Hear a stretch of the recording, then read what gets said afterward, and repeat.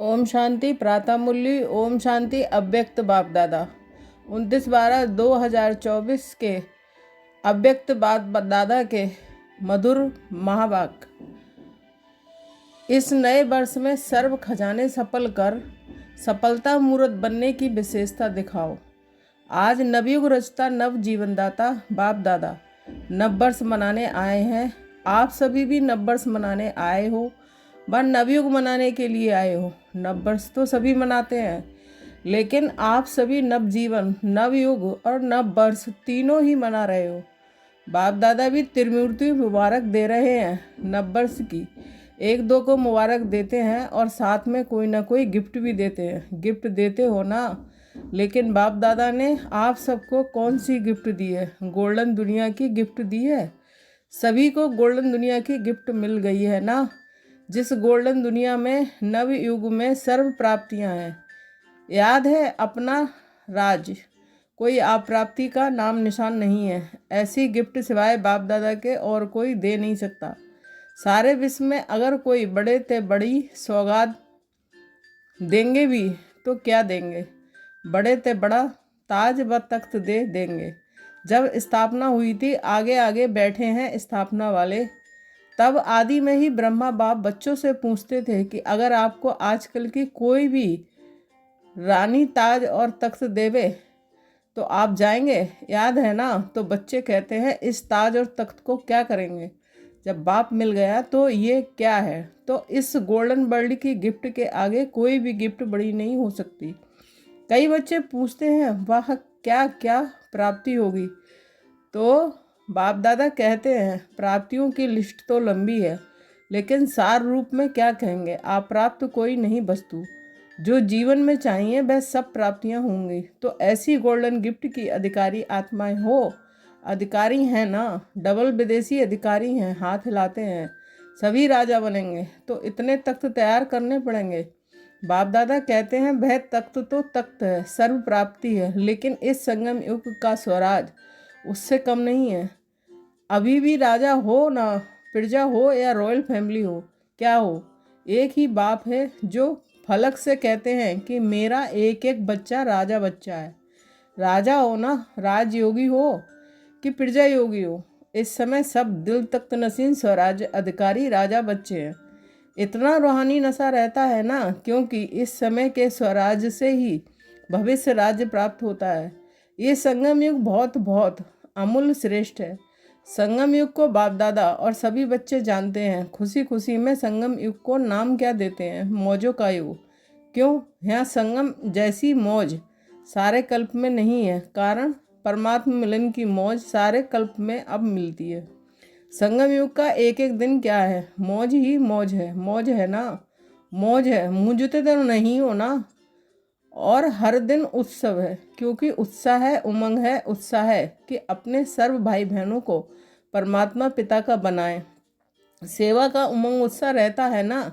ये करें, ये करें, ये करें, प्लान बनाते हो ना, क्योंकि जो श्रेष्ठ प्राप्ति होती है तो दूसरे को सुनाने के बिना रह नहीं सकते। इसी संगम युग की प्राप्ति गोल्डन वर्ल्ड में भी होगी। अभी के पुरुषार्थ की प्रारब्ध भविष्य गोल्डन वर्ल्ड है। तो संगम युग अच्छा लगता है या सतयुग अच्छा लगता है? क्या अच्छा लगता है? संगम अच्छा है ना। सिर्फ बीच बीच में माया आती है, थोड़ा थोड़ा, कभी कभी मूंझ जाते हैं। कई बच्चे सहज योग को मुश्किल योग बना देते हैं। नहीं, लेकिन बना देते हैं। वास्तव में है बहुत सहज। मुश्किल लगता है, जिसको मुश्किल लगता है वह हाथ उठाओ। सदा नहीं, कभी कभी मुश्किल है या सहज है। जो मुश्किल योगी हैं वह हाथ उठाओ। माताएं मुश्किल योगी हो या सहज योगी? कोई मुश्किल योगी है? कोई हाथ नहीं उठा रहा है।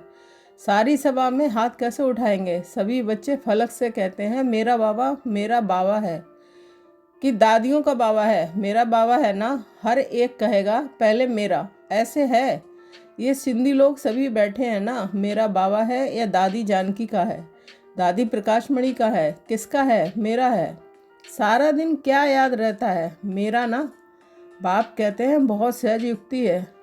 जितने बार मेरा मेरा कहते हैं सारे दिन में, कितने बार मेरा शब्द कहते हो? अगर गिनती करो तो बहुत बार मेरा शब्द बोलते हो। जब मेरा शब्द बोलते हो तो बस मेरा कौन, मेरा बाबा मुश्किल है। कभी कभी भूल तो जाते हो बाप दादा, कोई नया शब्द नहीं देता है जो सदैव कार्य में लाते हो। मैं और मेरा, तो मैं कौन और मेरा कौन। कई बच्चे मुश्किल पुरुषार्थ क्यों करते हैं? सिर्फ सोचते हैं कि बिंदु सामने आ जाए। बिंदु बिंदु बिंदु, और बिंदु खिसक जाती है। बिंदु तो है, लेकिन कौन सी बिंदु, मैं कौन हूँ, ये अपने समान स्मृति में लाओ तो रमणीक पुरुषार्थ हो जाएगा। सिर्फ ज्योति बिंदी कहते हो ना तो मुश्किल हो जाता है। सहज पुरुषार्थ, मौज का पुरुषार्थ करो। इस नए वर्ष में पुरुषार्थ भी श्रेष्ठ हो, लेकिन श्रेष्ठ के साथ पहले सहज हो। सहज भी हो और श्रेष्ठ भी हो, ये हो सकता है? दोनों साथ हो सकता है। डबल फार्नर्स बोलो, हो सकता है? तो बाप दादा देखेंगे। बाप दादा तो चेक करते रहेंगे ना। तो मुश्किल योगी कौन कौन बनता है? सहज योगी का ये मतलब नहीं है कि अलबेलेपन का पुरुषार्थ हो, श्रेष्ठ भी हो और सहज भी हो। तो पांडव सहज योगी हैं। सहज योगी जो हैं वह हाथ उठाओ। देखना टीवी में आ रहा है, मुबारक हो। तो ये वर्ष कोई के आगे कोई मुश्किलात नहीं आएगी, क्योंकि सहज योगी हो, अलबेले नहीं बनना। समय प्रमाण इस नए वर्ष में सभी को विशेष ये लक्ष्य रखना है कि जो भी खजाने प्राप्त हैं, समय है, संकल्प है, गुण है, ज्ञान है, शक्तियाँ हैं। सबसे बड़ा खजाना संकल्प है। श्रेष्ठ संकल्प, शुद्ध संकल्प। इन सभी खजानों को हर रोज सफल करना है। खूब बांटो दाता के बच्चे, मास्टर दाता बनो। खूब बांटो। क्यों? सफल करना अर्थात सफलता को प्राप्त करना। तो यहीं इस वर्ष की विशेषता सदा कायम रखना।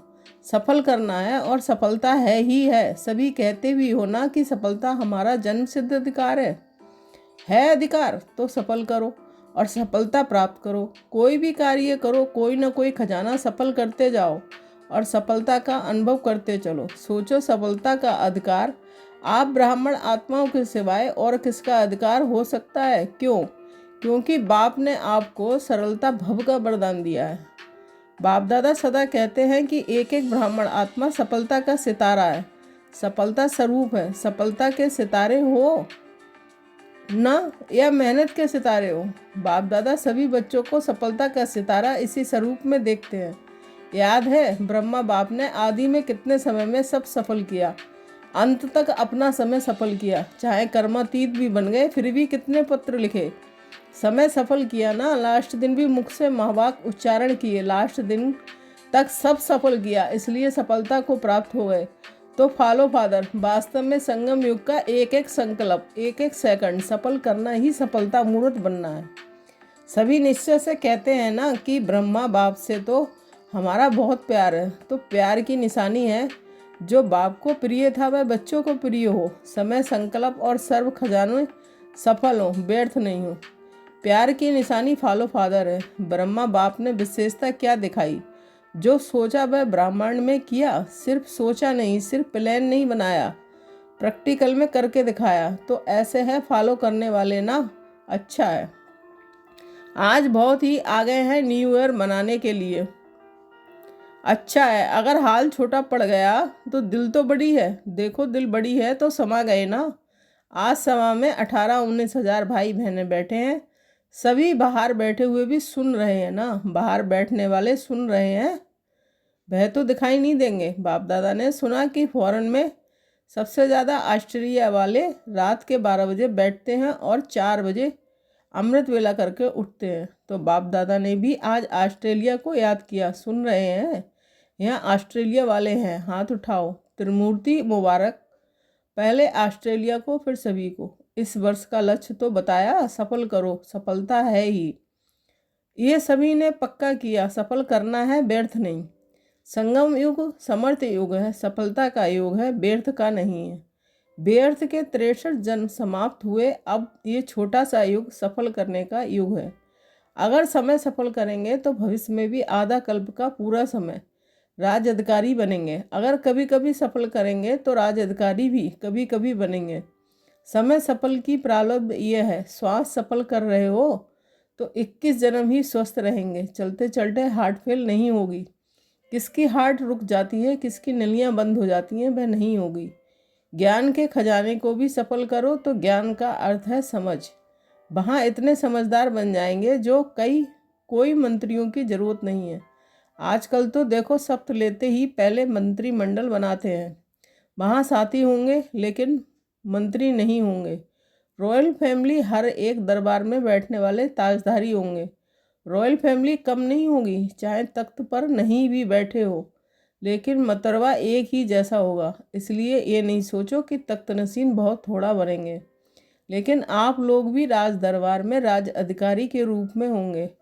आपके सिर पर भी ताज होगा और आपका पूरा अधिकार होगा। तो क्या बनेंगे, नंबर 1 या नंबर बार? क्या बनेंगे, नंबर बार बनेंगे या नंबर 1 बनेंगे? तो क्या करना पड़ेगा पता है? हिम्मत दिखाई, ये बहुत अच्छा है, लेकिन 1 नंबर बनने के लिए पहले बिन करना पड़ेगा। कर रहे हैं ना? करेंगे, ये नहीं कहना कर रहे हैं, दूसरे भी सुन रहे हैं। आज सुना कि पुराने सिंध के ब्रह्मा के साथी बहुत आए हैं, हाथ उठाओ। छोटे बच्चे उठो, परिवार के परिवार आए हैं। अच्छा, कोई कमाल दिखाएंगे ना? क्या दिखाएंगे, मैसेज देंगे? वह तो कर ही रहे हो। अच्छा, 38 आए हैं तो क्या कमाल करेंगे? चलो ज़्यादा नहीं कहते हैं, छोटी सी बात कहते हैं। करने के लिए तैयार हो? बच्चे भी कमाल करेंगे ना? 38 लाख बनाएंगे, पदम गुणा मुबारक हो। आपने तो बड़ी बात बता दी, लेकिन बाप दादा छोटी बात कहते हैं। वह एक एक एक को लाओ, लाना है। एक एक को लाओ, बच्चे हैं तो बच्चों को लाओ, माताएं हैं तो भाई या बहन को लाए, लेकिन एक एक को एक लाना है। इस ग्रुप को देख लो, आप इसको गाइड करना, अगले साल लेकर ही आना, डबल ग्रुप लेकर आना। बाप दादा यही चाहते हैं कि जहाँ से आदि हुई है वहाँ ही प्रत्यक्षता होनी है। रहम आता है ना? ब्रह्मा बाप के देश के वासी हो तो देशवासियों से प्यार होता है। आपके पास खजाने बहुत हैं, गुणों का खजाना कितना बड़ा है, शक्तियों का खजाना कितना बड़ा है। तो गुण दान, शक्तियों का दान करने वाले मास्टर दाता बनो। जो भी आए, चाहे संबंध में आए चाहे संपर्क में आए, लेकिन उनको कोई ना कोई गुण शक्ति की गिफ्ट दे देना। कोई खाली हाथ नहीं जाए, और कुछ नहीं तो बाप के संदेश के मीठे बोल, वह मीठे बोल भी गिफ्ट देना। दुनिया वाले तो कोई भी उत्सव होता है ना तो एक दो को मुख मीठा कराते हैं, लेकिन बाप दादा कहते हैं मुख मीठा तो कराना ही है, लेकिन अपना मीठा मुखड़ा भी दिखाना है। सिर्फ मुख मीठा नहीं, मुखड़ा भी मीठा। इतनी मधुरता जमा है ना, जो बांटो तो भी भरपूर रहो। और इस खजाने को तो जितना बांटेंगे उतना बढ़ेगा, कम नहीं हुआ। तो इस वर्ष नोट करना, जो भी आत्मा आई उसको कुछ दिया। अगर सुनने वाला नहीं है तो मीठी शक्तिशाली दृष्टि देना, लेकिन देना जरूर, खाली नहीं जाए। ये तो सहज है ना या मुश्किल है? अच्छा, 1 सेकंड में मन की ड्रिल याद है? हर एक सारे दिन में कितने बार ये ड्रिल करते हो? ये नोट करो। ये मन की ड्रिल जितनी बार करेंगे उतना ही सहज योगी, सरल योगी बनेंगे। एक तरफ मनसा सेवा, दूसरी तरफ मनसा एक्सरसाइज। अभी अभी निराकारी, अभी अभी फरिश्ता। ब्रह्मा बाप आप फरिश्तों का आह्वान कर रहे हैं। फरिश्ता बन के ब्रह्मा बाप के साथ अपने घर निराकार रूप में चलना, फिर देवता बन जाना। अच्छा, चारों तरफ से बहुत बहुत याद प्यार, चाहे कार्ड के रूप में चाहे पत्रों के रूप में, बाप दादा के पास पहुंच गए हैं। बाप दादा जानते हैं कि हर बच्चा यही समझते हैं कि मेरी याद बाबा को देना, लेकिन मिल गई है। याद प्यार देने वाले बहुत लाडले बच्चे बाप दादा के सामने हैं। इसलिए बाप दादा कहते हैं कि हर एक बच्चा अपने अपने नाम से मुबारक और दिल की दुआएं स्वीकार करे। आप सभी को भी नवजीवन, नवयुग और नए वर्ष की बहुत बहुत पदम पदम पदम गुणा मुबारक और दिल की दुआएं, याद प्यार और नमस्ते। बाप दादा ने सभी बच्चों को नए वर्ष की बधाई दी है। चारों ओर के बहुत मीठे, बहुत प्यारे बच्चों को पदम पदम गुणा न्यू ईयर की मुबारक हो। ये जो घड़ी बीत गई वह है विदाई और बधाई की घड़ी। एक तरफ विदाई देनी है, जो अपने में संपन्न बनने में कमी अनुभव करते हो उसको विदाई, सदा सदा के लिए विदाई देना, और आगे उड़ने के लिए बधाई। बधाई हो, बधाई हो, बधाई हो। अच्छा, ओम शांति। वरदान। मीठे मीठे सिकीलदे बच्चों के प्रति माता पिता बाप दादा का याद प्यार गुड मॉर्निंग। हम रूहानी बच्चों की रूहानी माता पिता बाप दादा को याद प्यार गुड मॉर्निंग, नमस्ते नमस्ते। शुक्रिया बाबा, शुक्रिया। वरदान। स्मृति को अनुभव की स्थिति में स्थित करने वाले नंबर 1 विशेष आत्मा भाव। स्पष्टीकरण। सभी ब्राह्मण आत्माओं के अंदर संकल्प रहता है कि हम विशेष आत्मा नंबर 1 बने, लेकिन संकल्प और कर्म के अंतर को समाप्त करने के लिए स्मृति को अनुभव में लाना है। जैसे सुनना जानना याद रहता है, ऐसे स्वयं को उस अनुभव की स्थिति में लाना। उसके लिए स्वयं के और समय के महत्व को जान, मन और बुद्धि को किसी भी अनुभव की सीट पर सेट कर लो तो नंबर 1 विशेष आत्मा बन जाएंगे। स्लोगन। बुराई की रीस को छोड़ अच्छाई की रेस करो। ओम शांति। Thank you Baba.